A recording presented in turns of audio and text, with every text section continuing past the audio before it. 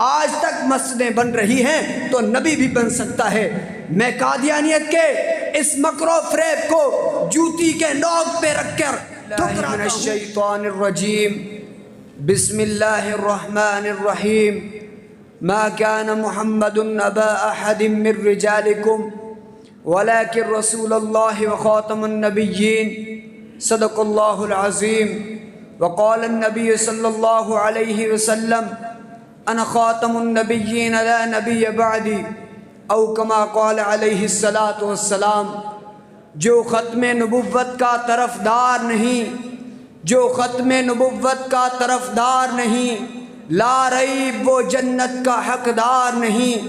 خاموش رہے سن کر جو توہین ختم نبوت، خاموش رہے سن کر جو توہین ختم نبوت، بزدل بے شرم ہے حبدار وفادار نہیں۔ واجب الاحترام، قابل صد احترام حضرات علماء اکرام اور میرے عزیز ساتھیوں، میں آج آپ حضرات سے جس عنوان پر لب کشائی کرنا چاہتا ہوں وہ ہے عقید ختم نبوت اور فتنہ قادیانیت۔ سامعین ذی وقار، عقید ختم نبوت دین کی اساس، دین کی بنیاد، اسلام کی شان، مسلمانوں کی جان ہے۔ یہ وہ مبارک عقیدہ ہے جس کو رب لم یزل نے قرآن مجید کی 100 سے زائد آیات میں بیان کیا۔ یہ وہ مقدس ترین عقیدہ ہے کہ پیغمبر صلی اللہ علیہ وسلم کی زبان اطہر سے نکلنے والی 200 سے زائد احادیث مبارکہ میں اس کا تذکرہ موجود ہے۔ جی ہاں، یہ وہی مائے ناز اور ذی قدر عقیدہ ہے کہ پوری امت مسلمہ کا سب سے پہلا اجماع اسی پر ہوا۔ ہر دور میں، ہر زمانے میں بے شمار اختلافات کے باوجود پوری امت مسلمہ اس عقیدے پر متفق اور متحد رہی ہے۔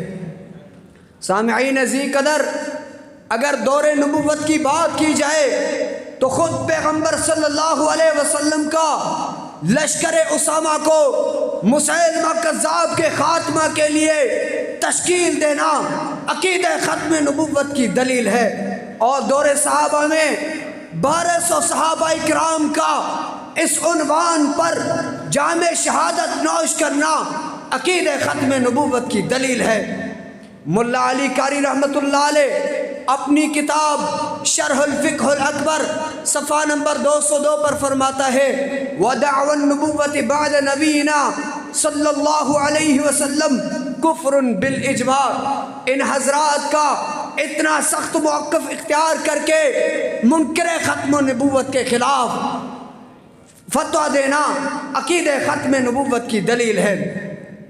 اگر رد فتنہ قادیانیت کی بات کی جائے تو اس مرزا ملعون کانے مکار شخص کی انگریزی نبوت کی کوئی حیثیت نہیں کہ ان کا دلائل سے رد کیا جائے، لیکن وہ ملعون اپنی جھوٹی نبوت کو چمکانے کے لیے طرح طرح کے لغویات، طرح طرح کے جھوٹ بکتا ہے۔ کبھی اپنی کتاب براہین احمدیہ صفحہ نمبر 499 پر لکھتا ہے کہ رب نے مجھ پر وحی کی ہے انا انزلناہ قریبا من القادیان۔ قادیانیت کے اس مکر و فریب کا کہ رد دجل، مکر و فریب دجل کا رد دیکھنا ہو تو قرآن پاک اٹھائیے، 22واں سپارہ سورہ احزاب آیت نمبر 40، رب کا فرمان ما کان محمد ابا احد من رجالکم ولکن رسول اللہ وخاتم النبیین عقید ختم نبوت کی دلیل ہے۔ مرزا ملعون صرف اسی پر بس نہیں ہوا بلکہ اس نے عام مسلمانوں کو دھوکے میں ڈالنے کے لیے پاک پیغمبر صلی اللہ علیہ وسلم کی ایک صحیح حدیث کا ٹکڑا بیان کیا کہ پاک پیغمبر صلی اللہ علیہ وسلم نے فرمایا مسجدی آخر المساجد۔ ظاہر سی بات ہے کہ آپ صلی اللہ علیہ وسلم کے بعد آج تک مسجدیں بن رہی ہیں تو نبی بھی بن سکتا ہے۔ میں قادیانیت کے اس مکر و فریب کو جوتی کے نوک پہ رکھ کر ٹھکراتا ہوں۔